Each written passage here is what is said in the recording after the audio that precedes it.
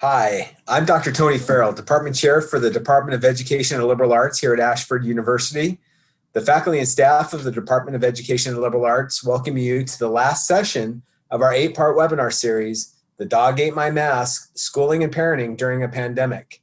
Today's session's titled, You've Heard From Us, What's on Your Mind? During today's session, we will answer any lingering questions that have been brought up during the webinar series. Today, we are very fortunate we brought back all of our previous Department of Education and Liberal Arts faculty presenters.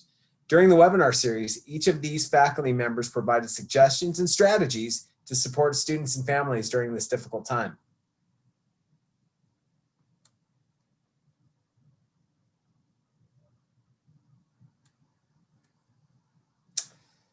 So during today's presentation, our faculty will be monitoring the chat to answer any questions. At the end of today's webinar, Dr. Maxwell will bring forth any questions that were not answered in the chat. With that, I'll turn the presentation over to Dr. Maxwell, who has a list of questions that she has compiled ready for our presenters. Thank you for the feedback that you provided within the survey results. Comments and questions have generated today's topics. So we'll start with one that probably relates to most of the participants who have been in our sessions. And Julie, I'm going to start with you first. If you could share some ideas and resources on how to achieve that work-life balance for working parents.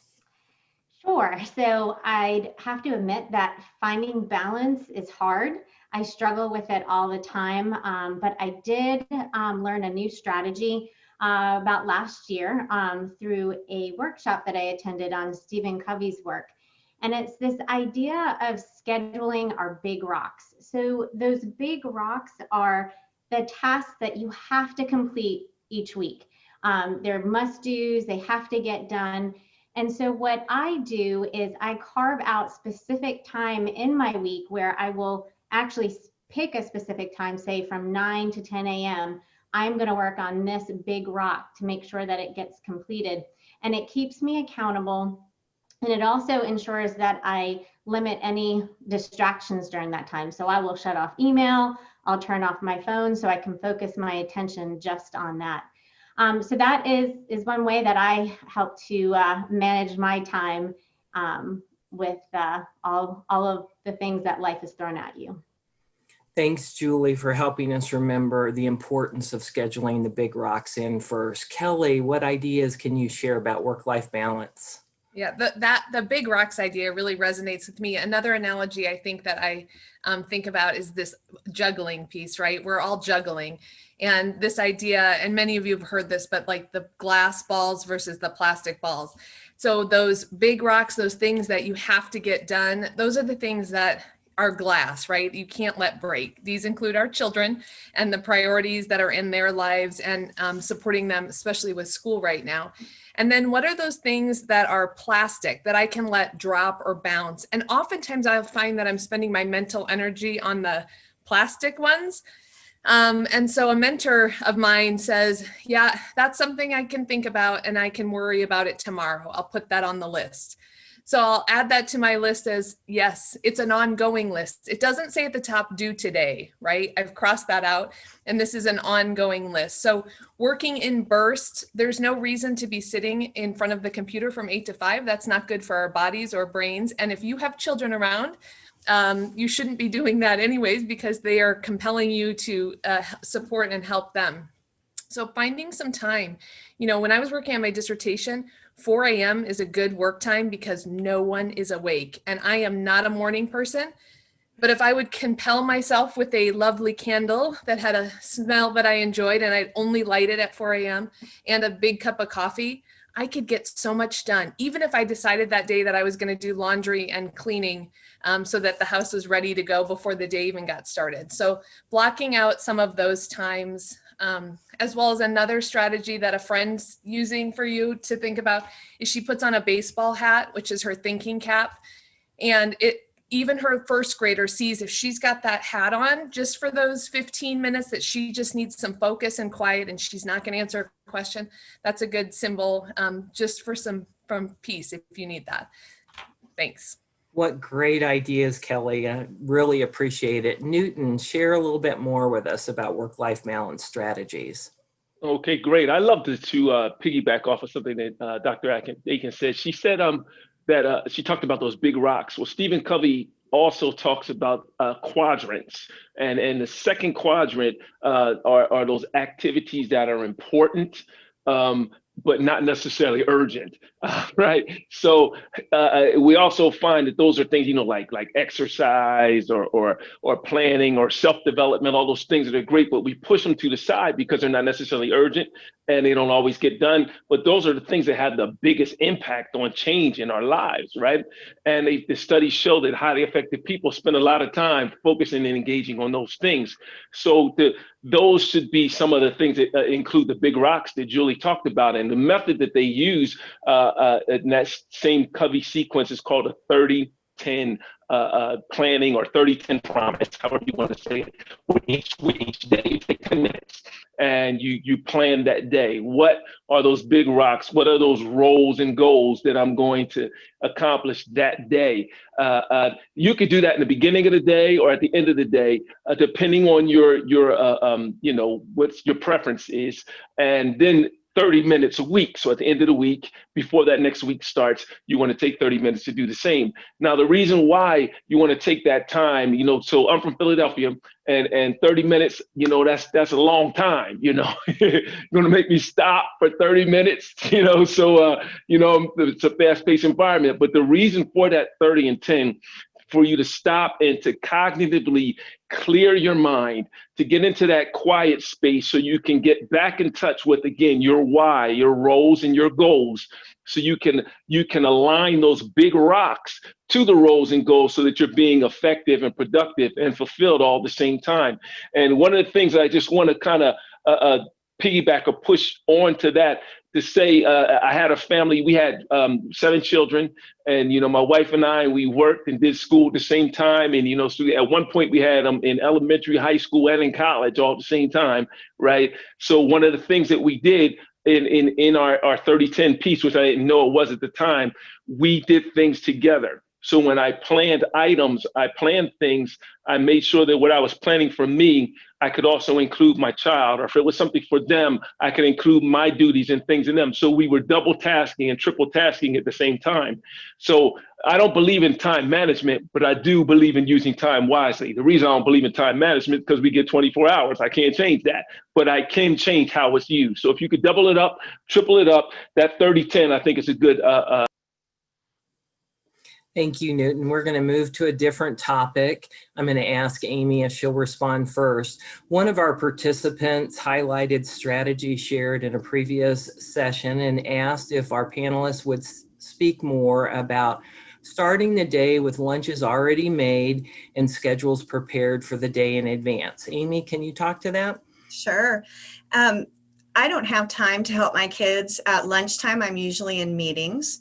And if they are left to their own devices, something extraordinary happens in the kitchen where they wonder, how can we combine Nestle Quick with butter and an open flame and create lunch? And then I come downstairs, they're on a sugar high, the kitchen is ruined. So what we've done is we make lunch at night. And if I'm really on the ball, we prep it all during the weekend. So we'll make like we'll have 2 kids, so 5 days of the lunches in the week. So we have 10 like cheese sticks or whatever in the protein area. We have, we make 10 sandwiches and you can freeze them like those little Lunchable sandwich thingies.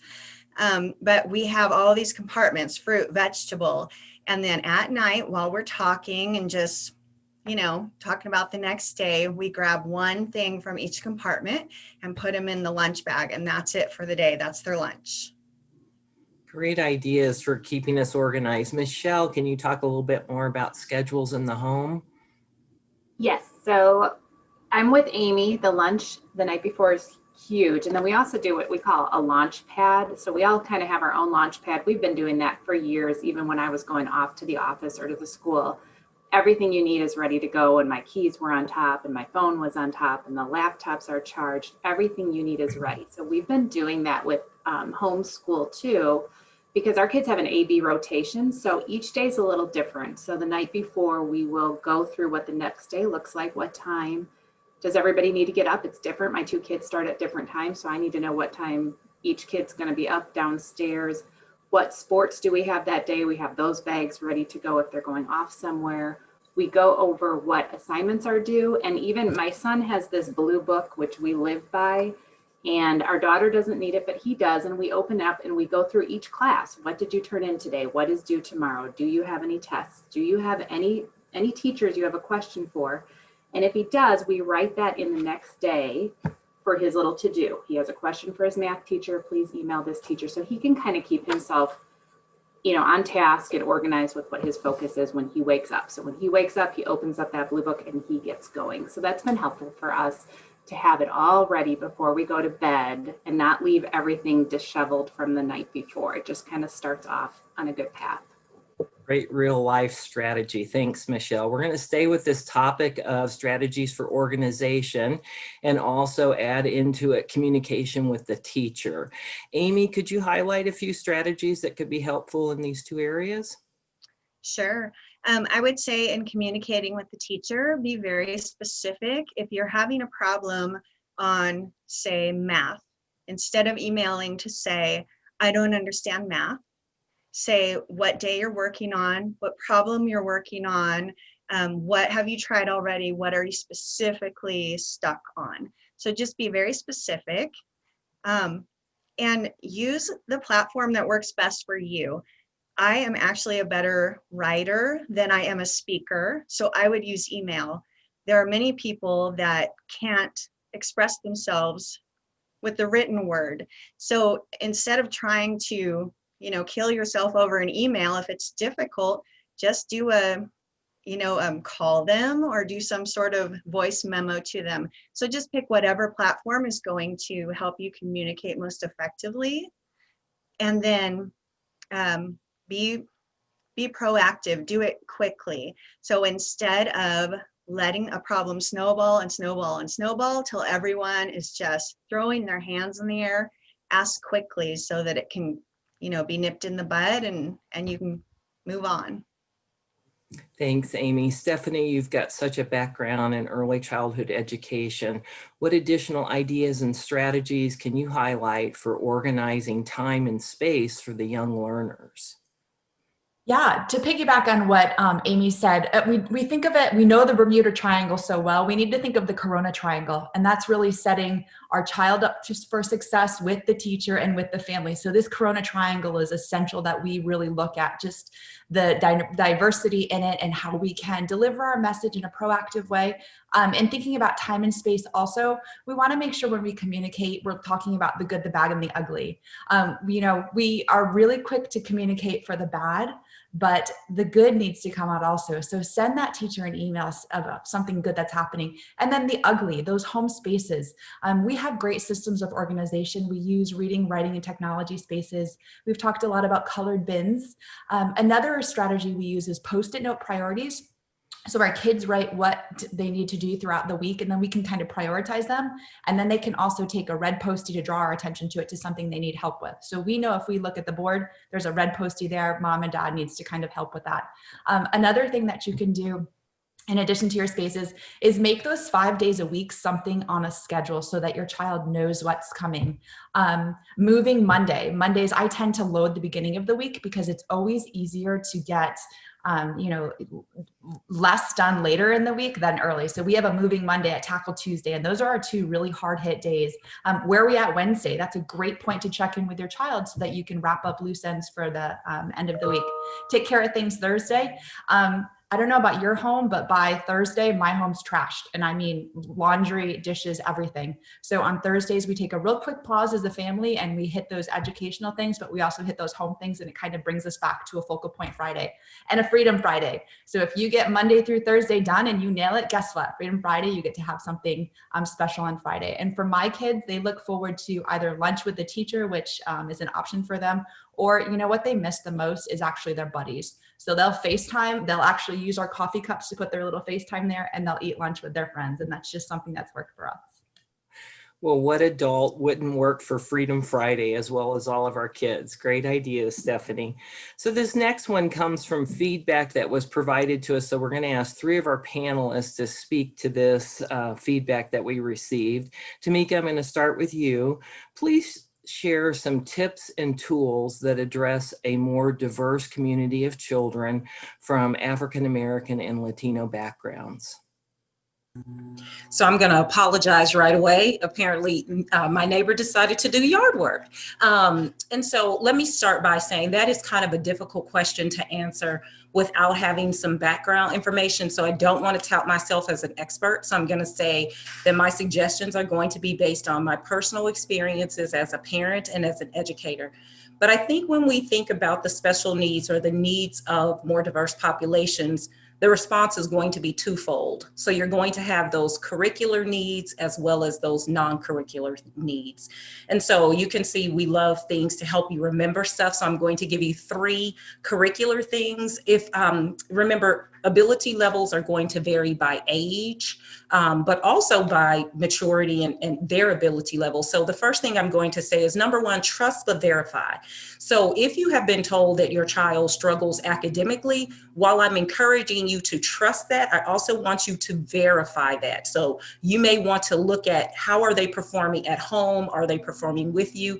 You may have been told that your child is, excelling academically, and then you read their work and you find that that is not the case. So you can look at previous performance or grades, but be sure that you're remembering that this is a completely different learning environment. I love the COVID triangle. It's a completely different learning environment. So the first is to trust but verify. Then I want you to assess and eliminate concerns regarding ability level. I know particularly in my community, that is a tough thing. Parents are often apprehensive to go for additional testing if their child is struggling with a skill. But you do want to be sure that they have those foundational skills. In this day and age, if they're learning from home, you want to be sure that they are capable of using the computer. Do they have those academic skills? And then what is their self-talk like? The third thing is going to be build a support network for early identification and accommodations if necessary. So if they have academic needs that you can't necessarily support, and when we say academic needs, that's talking, children who need to be retaught something. That's also children who may have advanced placement. As parents, that can be very tough for us when they've outplaced us on academic things, but seek outside help. And then, I've got to toss this one in because it's so prevalent in my community.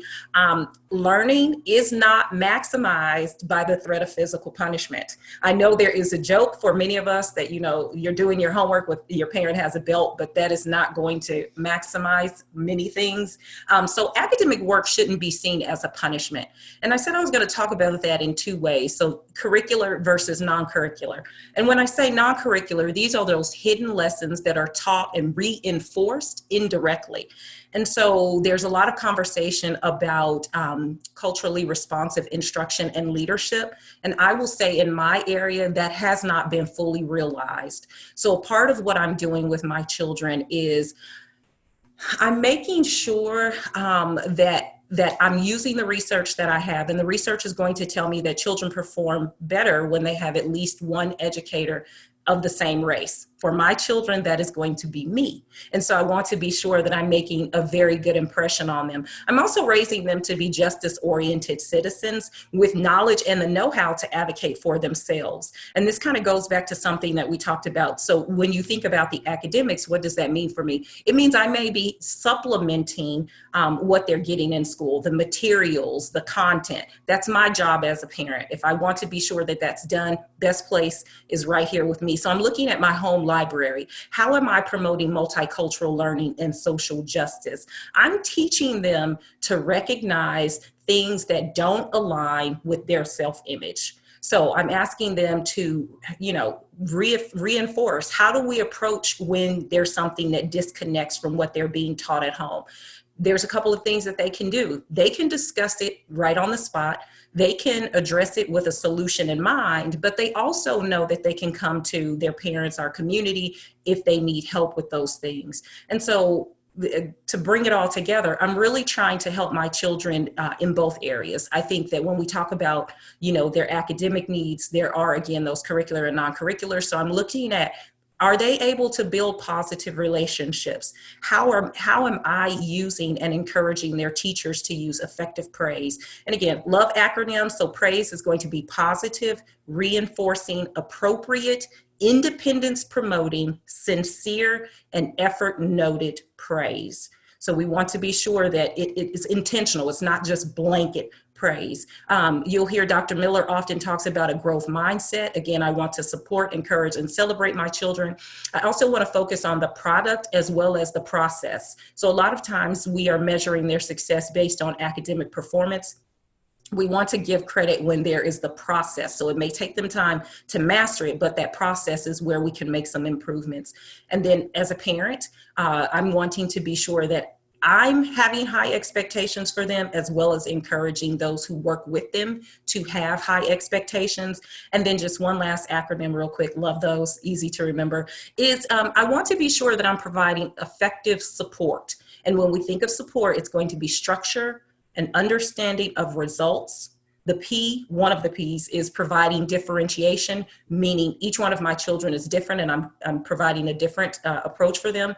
Second P is promoting connection. O is optimizing strategic learning. R is it is not repetitive. And the last one, the T, is it is tied to a memory, because I do believe my job as a parent of a minority child right now is to be sure that I am shaping their memory. And so I don't have a lot of control over a lot of things, but I want to be sure that when they walk away from this situation, academically and socially, EQ and IQ, that I've made a positive impact on where they are years from now.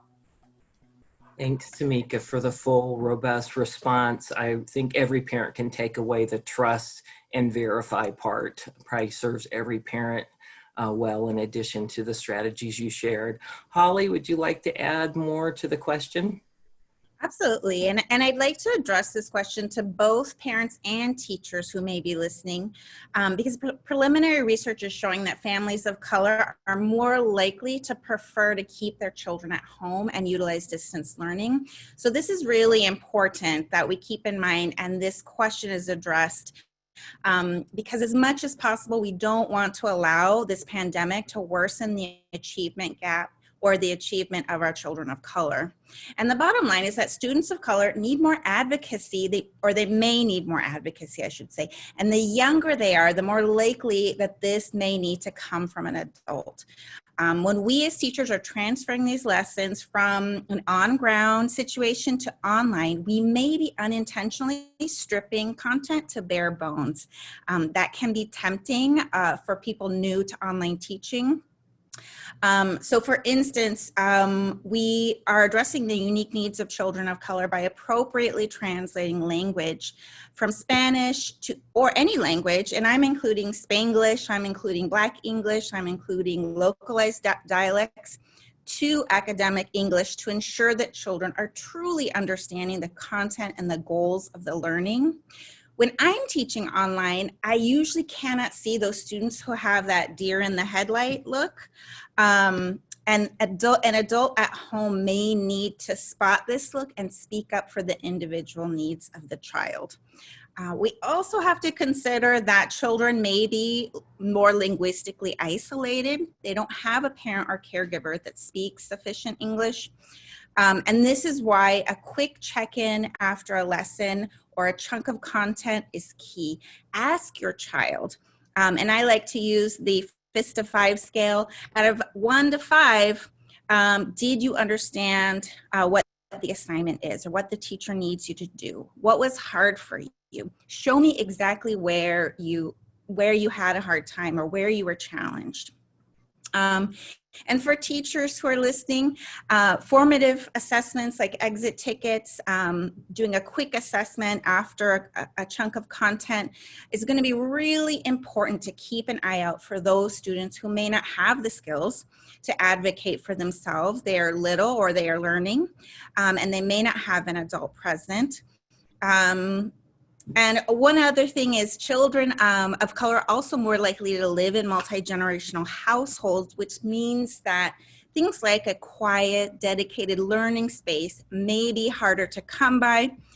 So it's so important that that as we are supporting families and we are making sure that things like extra charging ports, headphones are really helpful to allowing children to focus. I've also noticed that children with differing abilities, headphones go a really long way to supporting children in maintaining focus for as long as they can.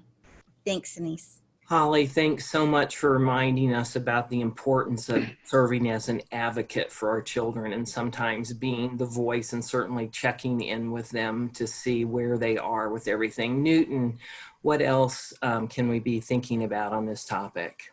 So just real quick, you guys know it's my passion, but I'll be fast, right? So to bring it back wide, coming out of this funnel with the three of us, let me tell you three authors that I think if you're a reader that you might want to look into. A gentleman by the name of Jawanza Kunjufu, 25 books, started writing them in the 1970s when urban education was not even a terminology yet.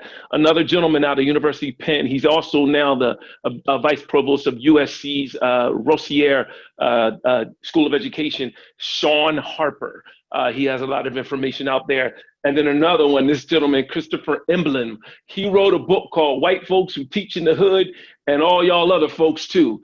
So his book has a lot of insight in them. But the one common thing about all of those authors is that they all say that techniques and methods, there's no difference of how they're going to impact or be effective with an at potential and marginalized population, whether it's of color or not, or a mainstreamed more suburban population. The techniques and the methods are no different.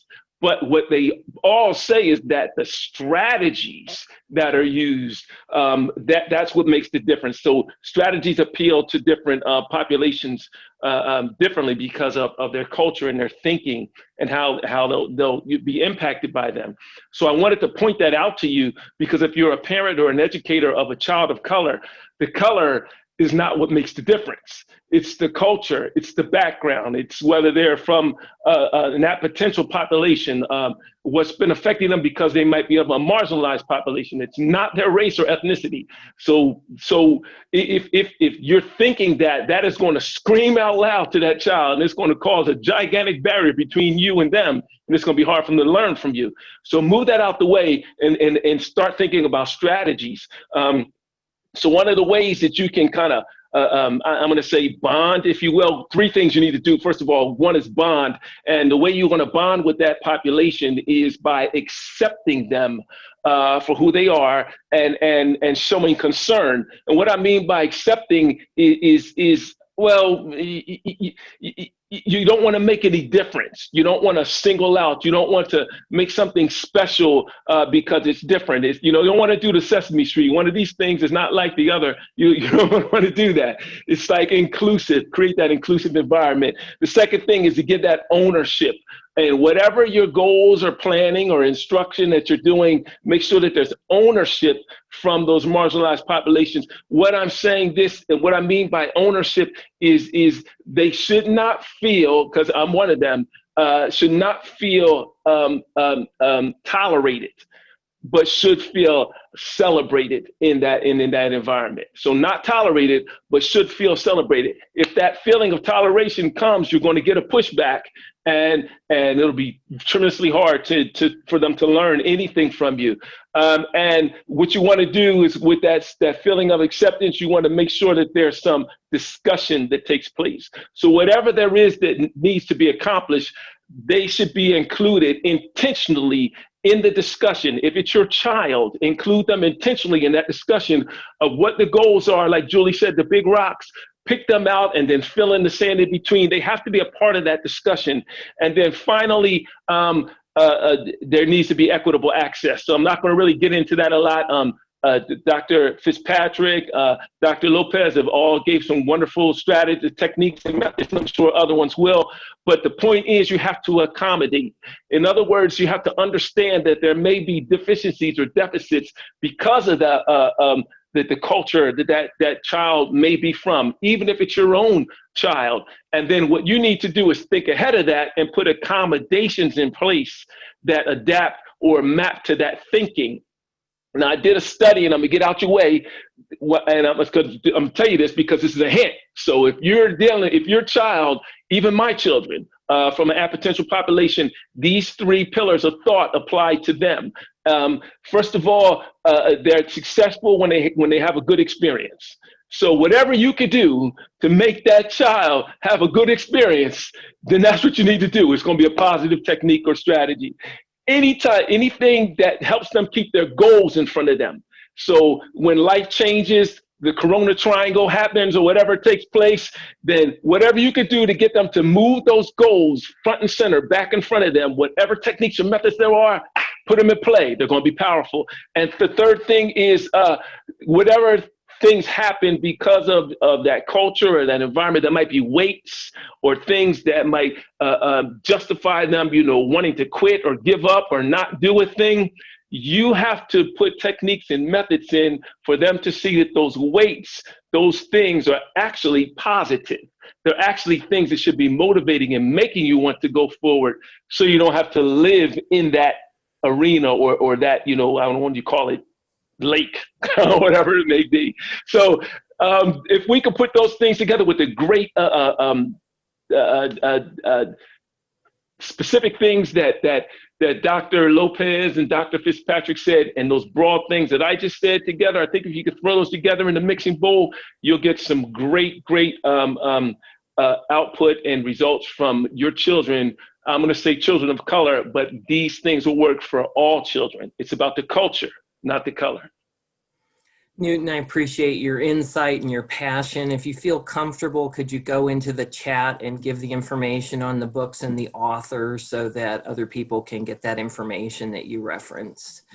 We're going to switch directions now. I'm going to call on 3 more panelists talking about specific exercise ideas or brain breaks. And if you can talk about either primary age or intermediate, you might identify your group.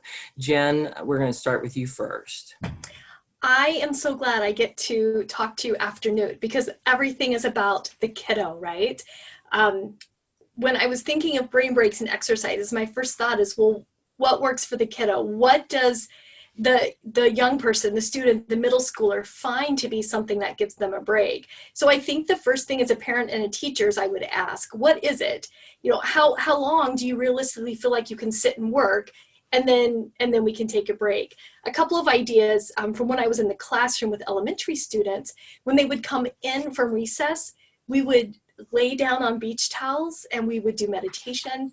Then I'd get them up and do a tree pose and a mountain pose, and we would do all sorts of things just to bring them back into focus.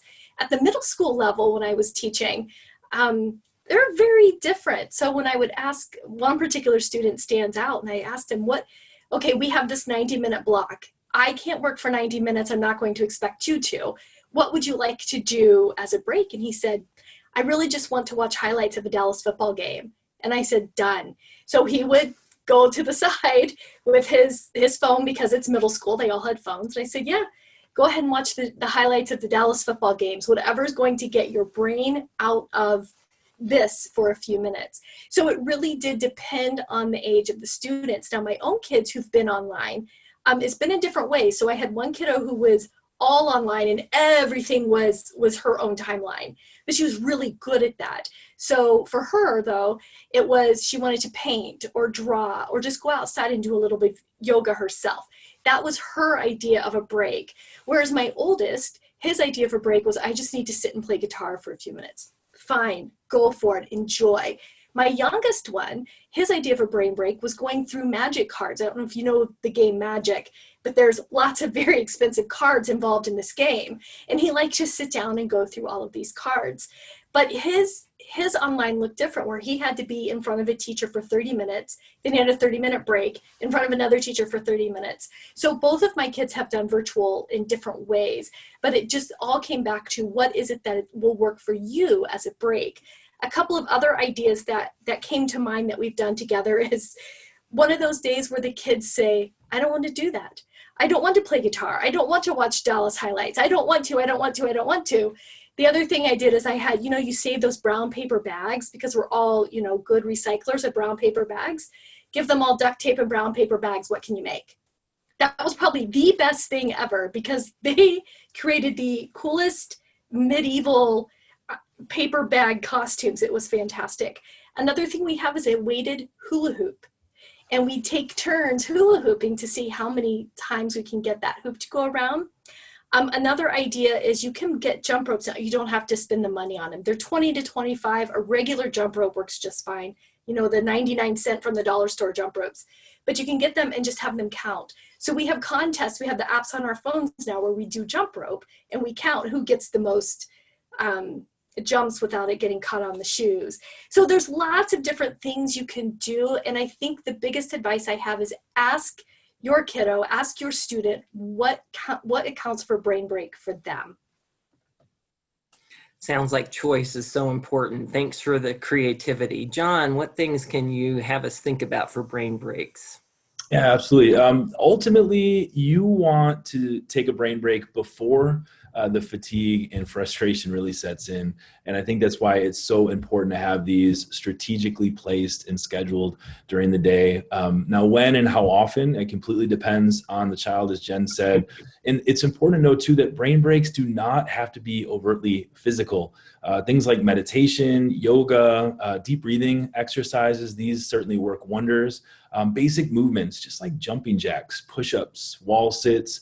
These are great activities that just really reduce stress for kids and adults. And really any activities that cross the midline of the body, and that's that imaginary vertical line that divides the body. These activities help activate both sides of the brain and are truly effective. Now, as far as scheduling goes, for younger kiddos, look to use intervals when setting up your brain breaks, meaning that every 5 to 20 minutes on task, the child will take a 2 to 5 minute break. Where the older students they tend to do a little bit better with ratios that are tied to tasks, being more task oriented. For example, we'll use, first complete your science assignment, regardless of how long it takes, and then you can take your brain break. There are some really fantastic YouTube videos out there too that kiddos can do independently. They're 3 to 5 minutes, 10 minutes tops, just short, brief, but just to get the blood flowing, circulation, and allowing them to get back on task and recenter. Thanks, John. Lauren, can you elaborate a little more on exercises and brain breaks? Yes. So I think the most important thing, like Dr. Mendez talked on, is having choice. So sitting down and talking with your children, what are things that that interest you? So for older children, some ideas might be, playing yoga or participating in yoga. So there's tons of yoga videos on YouTube. There are cardio workout videos on YouTube, or you can have them, just shoot on a basketball hoop. Or if they love soccer, like my own children, they play soccer tennis. They've set up, toys and toy boxes to kick the ball over. And then for younger children, whenever I was an elementary teacher, I would just have them dance, and that seemed to be pretty popular. So there are videos called Go Noodle, and they have really fun and engaging dance songs that I even like to dance to. You can have scavenger hunts where you just print out scavenger hunts online, and they can look for different items around the house.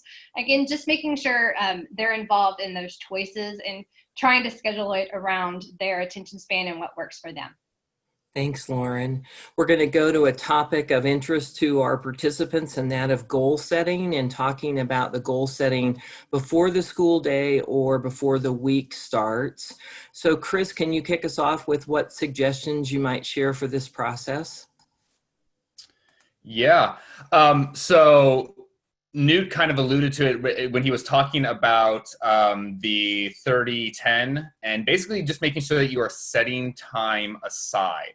So whether it is the end of the day on Friday, Sunday evening, you're looking ahead to what needs to be done and kind of mapping out what your week is going to look like. And then, for a few years, I was a middle school, high school science teacher online. And I would tell my students that you need to create a schedule and a routine for yourself, as you're planning your week. And so some of the most common schedules that I would get from my students, I had some students who just loved to power through like one subject per day. It's like, Monday was all about science, Tuesday was all about English. And so that worked for them. And then I had some who were on the other extreme. They would do an hour per subject each day. And then I may have some that were, designate certain subjects Monday, Wednesday, Friday, Tuesday, Thursday. So whatever it was, as they were looking ahead to that week, they kind of knew the schedule and that pattern that they were going to begin to fit everything into. So whether it's, by the day, by the week, by the hour, that's definitely where I would get them started. Thanks, Chris. Newt, can you follow up a little bit on goal setting and maybe speak to the question that making a point that when you're setting goals, it's about setting goals and not dreams? Oh, okay. Well, I think how we started the program today with Dr. Julie Atkins was powerful. Everything kind of goes back to those big rocks. So those big rocks are those roles and those goals. They're kind of part of the why. So if I can mix the two together, Denise, so if you look at a dream is just some target downfield that you want to hit. And it's just there. And your desire to reach that goal, that's, like the bow that shoots that arrow, that dream or that arrow that's downfield. So we need that goal setting process in place so that we can actually put that bow in that arrow. The goal setting process is what defines the steps, the milestones, the things that you need to accomplish. I'm gonna call the action steps, right? And then it puts some system of accountability in place, when and where, and how it's going to take place. So I say with the whole goal setting piece, people kind of understand that, identify the things, start backwards and all that, but there has to be some physical representation somewhere in your house where that thing is seen and it becomes culture and it's a topic that cannot be avoided. Whether you're using an app that you visit all the time or it's on a closet door or refrigerator door or something, there has to be something there. Those things are what's going to help you relate to your child and keep you and them on track as to what it is you're trying to accomplish. Is it getting done, whether it's long-term or short-term? Now, the difference between the dream and one thing I want to say about the dream and the goal is this. We tend to think of it from our aspect as adults. We lived a little life. So we work from andragogy. We live a little life. We have some experience. And we then want to, I'm going to say, give boundaries. John Maxwell calls it the law of the lid. We give boundaries to our child's dreams because their dreams don't really make sense to us. They're like way out there. Well, there's two things that are happening. First of all, they've come after us. They're meant to accomplish more. They're meant to start where we stop. So what they see in their sense of possibilities is farther than we might even understand. Hence the cell phone, hence the internet, because those things, they didn't have internet when I was a kid. So someone thought outside the existing boundaries, right?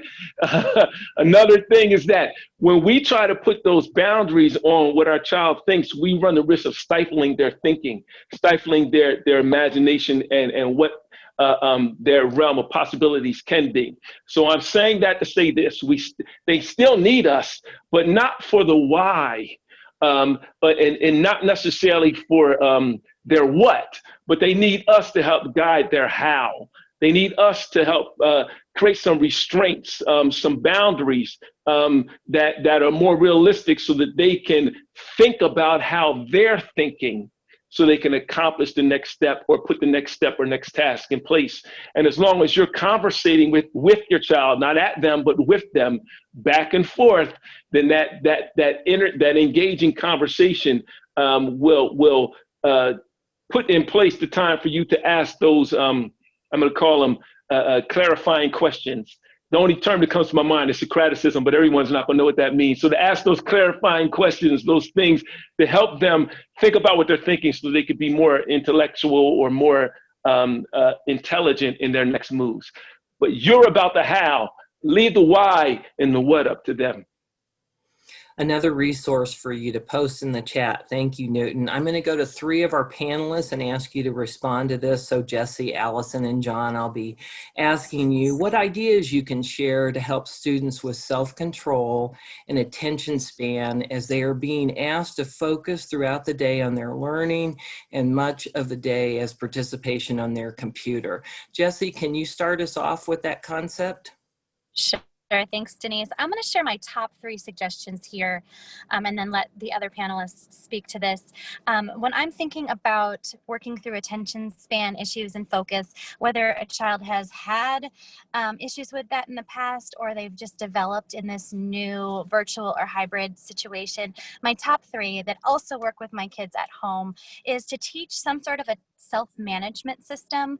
And I'm going to share a step-by-step example in the chat when I'm done from Intervention Central. But it basically using a motivation system to draw attention to that attention for a child to keep themselves on task, whether it's a tally mark that they're using, whether it is some other written account so that they're observing their own behavior and realizing that they're there attending and in the session, and then some sort of a motivation tied to it so that they continue through and are aware of their own behavior as they're attending, and they can look at the duration that they're paying attention and just draw that focus to the task at hand. So that self-management system is my first suggestion for students who are having issues with attending.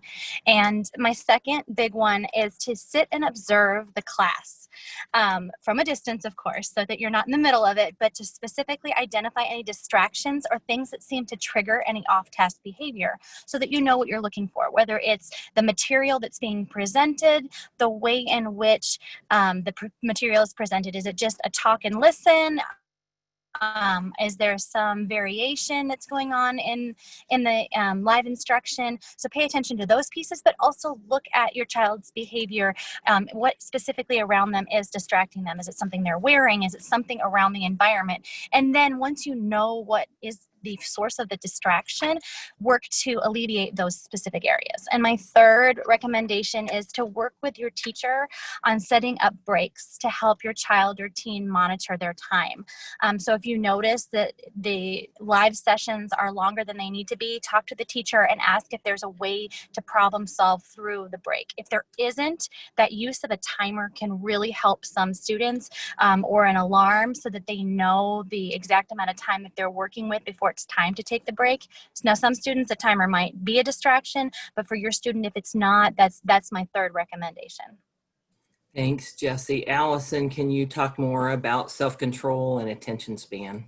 Sure. I have a 6-year-old who struggles with this, and it's funny, just listening to Dr. Harkin's talk, I was thinking, oh, we do almost sometimes, not everything differently, but like she was saying, just observe, don't be part of it. I sit in every Zoom meeting with him because if I don't have him right there, he's not in the Zoom meeting. So it goes to say, just do what works for your child. It might take some trial or error to figure that out, but be comfortable knowing that first grade teachers are used to seeing parents in the background. It's something that's common. Just think about their 6-minute attention span. So having a 30-minute Zoom call probably doesn't work well for them. One thing that I found that's worked really well for my kids is breaking up the subjects based on their interest. When they're not in their synchronous Zoom calls, they're given a schedule to follow, and there's time that they're supposed to be doing things. But my little guy going directly from reading, which is a reading and writing heavy activity, and jumping directly into the writing activity next is just about the most painful thing you can do on the planet. And so for him, we have to bump that writing activity later in the day and throw some of his math in, because it's just too much for him to handle, and his attention span doesn't last that long for those subjects that he doesn't like. So even though we're getting his work done, we're just doing it in different orders so that he's actually an active participant and not just being forced to get some work done. The other thing I can't recommend enough would be having fidgets around, and fidgets can be anything from a balloon that you fill with baking powder or baking soda and have them squeeze to amazing things you can buy online. I will put in the chat some things that works for us. But also they have things you can put on the bottom of their chairs that they kick so that they keep their feet busy. My son's workroom is our miniature playroom right now. And so he had pots and pans. He was from the play kitchen. He was scraping on the floor and it was driving me crazy. So I found that if I could put a band on the bottom of the seat, he could just kick at it and it wasn't so distracting. They also have all kinds of seating that you can use. Lots of schools don't have traditional chairs and desks anymore. And so when they're at home and like, here's your new desk and your new desk chair, they're like, what are these? We don't use these. They have wobble cushions. They have bouncy balls. They have chairs that hold a ball instead of having a seat. They have all kinds of things. So those might be something you want to look into if you have a learner that can't focus. I found my husband stole one of the kids' fidgets the other day. So it works for all ages. And I'll put some in the chat. Thanks, Allison. John, can you add a little bit to the discussion? Yes, I chuckle because I totally understand and get this question. I see this at home with my own children. So my younger elementary age children right now, they're expected to sit in front of the computer for 4 hours every day from 8 to noon. It's rough, and quite honestly, some days it's an absolute nightmare. Realistically speaking. But most importantly, especially for those children who struggle attending a task and staying focused. Movement and inattention is totally normal, right? So that said, we need to plan for it. We need to build those movement breaks into the day. We need to set realistic goals. And when we set those realistic goals, we need to know it's important to know your child's limit, right? We need to find that specific balance, and that's going to change for each and every child. Also, find an easy way to communicate with your child when you notice that they're struggling. This is tough, but for example, we use quiet hands, quiet feet, quiet body, right? This is kind of a non-intrusive way to call attention to the behavior. Establish a routine. If children know a break is coming and there's a light at the end of the tunnel, likely this is going to provide some motivation. It's going to push them through. We discussed this quite a bit earlier, but just limiting distractions, creating a clean learning space for the student and adults too, right? We need that proximity, physical presence, so important. During your schedule and your day, just set up a time to walk over to your child and not to manage, not to micromanage, but just to offer support. Things as small as a smile, a wink, even a pat on the back, right? These are intangible ways to bring a child back to task, refocus, and finish what needs to get done. Thanks, John. Frank, I'm going to rely on your expertise and incredible background in early childhood education and wonder if you could provide some suggestions on how to respond to behavior problems such as defiance and maybe a child not wanting to do the work. Sure, thank you. Wonderful question. And the comments that I want to share today kind of relate to what everybody's talked about. But as we step back and think about behavior, I think it's really important to remember that every behavior has a specific purpose or a function behind it. And once we understand what the function of the behavior is, then we're much more able to come up with an appropriate response. So as we think about a child who's defiant or not willing to do a specific activity right now, think back to when your children were infants and all of a sudden they'd start crying. You'd rush over to them and you'd go through this mental checklist. Okay, is their diaper wet? No. Are they hungry? No. Do they need to be burped? No. What is it? And so in the same format, as you think about a child who's expressing discomfort with an activity, go through that mental checklist as well. Are they hungry? Do they need a break? Do they need to move around? And as well as things like maybe they don't know how to do the activity, so they're trying to escape doing it by resisting. Another alternative is maybe they want to spend time with you, and because you've been busy working, if I throw a fit, I know I'm going to get your attention, even if it's negative, but I'm going to get that one-on-one time with you. And that might be the purpose of their behavior. So again, consider those options. Go through the quick checklist of, are they fed? Do they need a break? Do they need movement? Do they need attention? And if it's none of those easy fixes, then depending on the developmental level of your child, having that heart-to-heart conversation of, what's really going on? Tell me a little bit about why you don't want to do task A right now.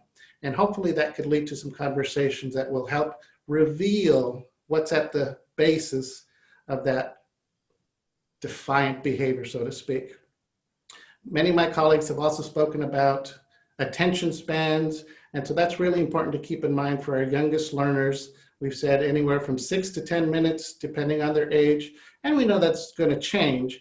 If it's something that they really want to do, like watch TV or play on their tablet, yeah, they could spend hours doing that. But if it's something that's less desirable, as Ali was talking about, that writing activity right after reading, that's not going to work. So we have to take those pieces into consideration as well. One other comment that I want to add is keeping the eye on the prize for learning and promoting that love for learning. We know that we're all under so much stress right now. And oftentimes we can get into that power struggle of, you got to do this right now. But if that's where we find ourselves, then unfortunately we've derailed the train of promoting the love for learning. So maybe it's just time, if you can, to take a break, switch gears, do something completely different, and then come back when you're in that frame of mind to promote a love of learning. The last thing I just want to talk about, people have mentioned this as well, is maintaining that communication with your child's teacher. As an educator, I know I'd much rather know from a parent that you're going to turn in that assignment late tomorrow than to hear afterwards that there were tears and frustration and a huge meltdown because I had to hit that target date of 2 o'clock on Thursday. So if you have that communication with your child's teacher, I'm very optimistic that they'll be understanding and extend that grace to be able to focus on that love of learning and getting a task done when it's an appropriate time, rather than pushing for a power struggle and having a meltdown and breakdown that's not going to do anybody any good. So thank you. Great ideas, Frank. Debbie, we're going to wrap up with one last question. We have a participant, a few that are interested in receiving more focus on gifted students. And I'm wondering if you could speak specifically to perfectionistic behavior and how to deal with learners that may be demonstrating this type of behavior. Absolutely, Denise. For the typical gifted learner, learning comes easily. These learners are used to becoming smart, intelligent, natural, and they can become accustomed to these labels. And so for gifted learners, they tend to think of themselves as, well, my being smart means I'm a quick study. It means that I can learn things easily. But what happens when they encounter something tough? They pause and think, wait a minute, this must mean I must not be smart. Maybe I should quit. It's a natural propensity to quit because to a gifted learner, if I quit, no one will find me out. No one will discover that I'm really not as smart as everybody thought that I was. So for a lot of gifted learners, they think about gifted in a fixed way. They think it's set in stone and that it can't be changed. This is what we call a fixed mindset. Dr. Carol Dweck wrote a book about mindset, and I'll type it in the chat. She encourages us to embrace, instead of a fixed mindset, a growth mindset, which essentially means that our ability can be altered through effort and practice, and that this can actually change our perception of what we can accomplish. And this is true for our gifted learners as well, who are trying to still be perfect within the Corona triangle. So what can we do as parents? There are 3 things that we can do. Number 1, we can encourage our students to turn their fixed mindset language into growth mindset language. And we do that by focusing on effort and practice. Use the word yet in your talk with your child. When they say, I'm not good at this, I can't do this, you say, you can't do it yet, but have you tried this strategy? Have you considered this? And importantly, talk about the value of mistakes. Mistakes help us learn and grow and change, and we're not learning unless we're making mistakes. The second thing you can do is to turn your non-specific praise into specific praise. Phrases like good job, well done, nice work, they are well-intentioned, but they don't say anything. They don't tell our learners what it is that they're doing to move themselves forward. Talk about the powerful details. Talk about not giving up when things got tough. Talk about the word choice that they use to make their writing even stronger. And last but not least, and I believe Tamika alluded to this, is to praise process over person. So we want to try to avoid using phrases like, you're so smart, you're so intelligent, you're such a natural, you were born to do X, Y, Z.